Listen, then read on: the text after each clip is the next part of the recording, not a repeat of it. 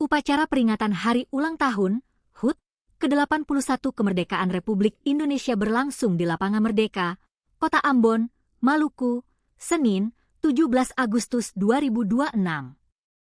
Upacara mengusung tema Indonesia Berdaulat, Adil dan Makmur dengan Gubernur Maluku Hendrik Lewerisa bertindak sebagai inspektur upacara. Upacara dimulai sekitar pukul 9.30 WIB dan berlangsung khidmat. Pantauan tribunambon.com di lokasi, seluruh rangkaian upacara berjalan lancar hingga selesai. Bertindak sebagai komandan upacara yakni AKBP Hendy Senonugroho, SH, SIK, MSI. Hendy lahir di Mataram pada 25 September 1986.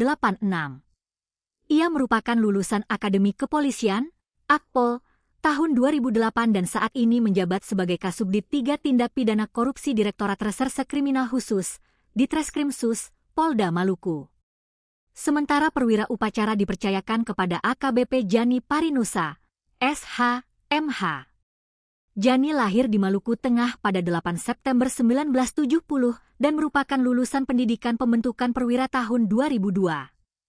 Saat ini, ia menjabat sebagai Kabag Binopsnal Direktorat Lalu Lintas Polda Maluku.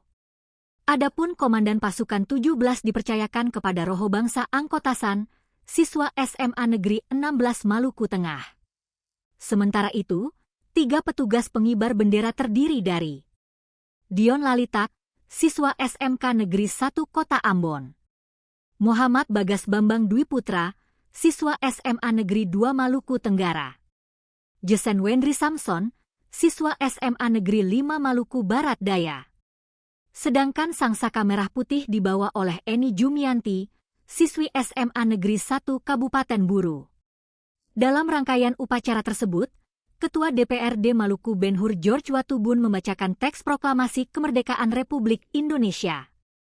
Upacara peringatan HUT ke-81 kemerdekaan RI kemudian berakhir sekitar pukul 11 WIB.